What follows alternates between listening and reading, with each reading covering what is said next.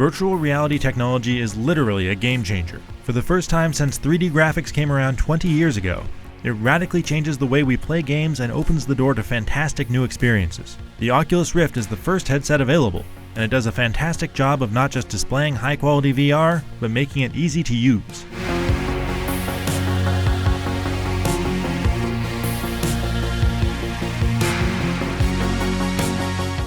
It's tough to relate the experiences the Rift can give you with words and two-dimensional video, because this is something unlike anything most people have ever seen. To give you an idea of how powerful it is, it can not only make you forget where you really are, but fool your brain into thinking you're moving when you're actually sitting still. It is, in a word, amazing. It's also pricey. At $600, on top of requiring a fairly powerful PC, the Rift is very much a fancy toy for enthusiast early adopters. But unlike most first-generation products, what you get here is surprisingly polished and easy to use. All you need to do is install the software, plug the headset into a USB 3 port and an HDMI port, plug the sleek-looking sensor into a second USB 3 port, and then plug the included Xbox One wireless controller dongle into any USB port. Now you're good to go.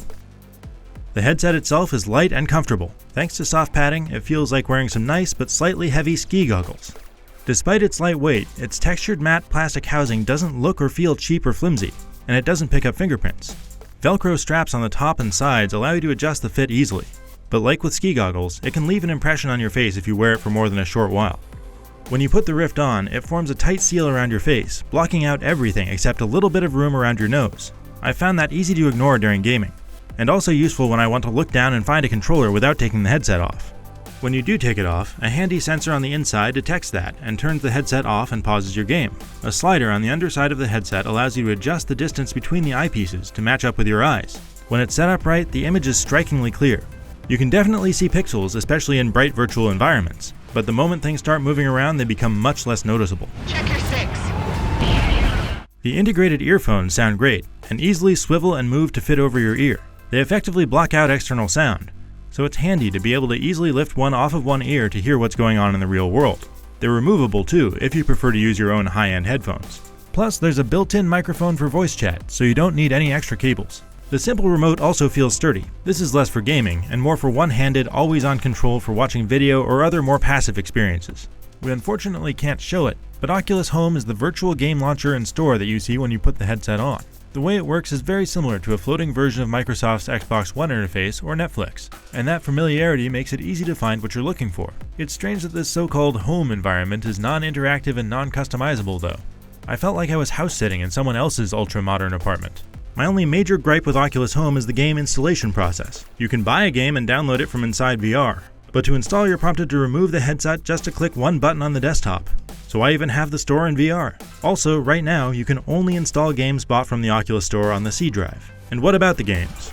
Right now they vary widely, from the jaw-dropping space dogfights of Eve Valkyrie, to ports of existing games like Defense Grid 2, all the way down to disappointingly simple games designed for Samsung's phone-based Gear VR system. With a few exceptions, most of these games would be kinda lame if you played them on a conventional gaming system, but the novelty of VR alone makes them interesting. There are exciting things on the horizon, but at the moment the catalog is just okay.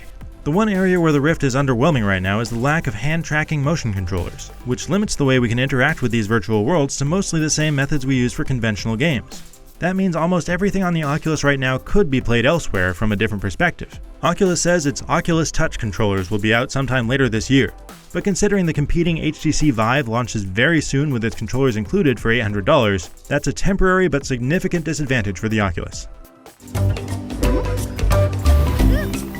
After spending many hours in virtual reality, I believe the launch of the Oculus Rift is the start of a new era. The first time you put it on is the closest thing to real magic you're likely to experience anytime soon. It's true that VR has a lot of maturing to do, but this amazing headset is a front row seat to watch gaming history being made. Its current lack of motion controllers means these enticing experiences are mostly look but don't touch.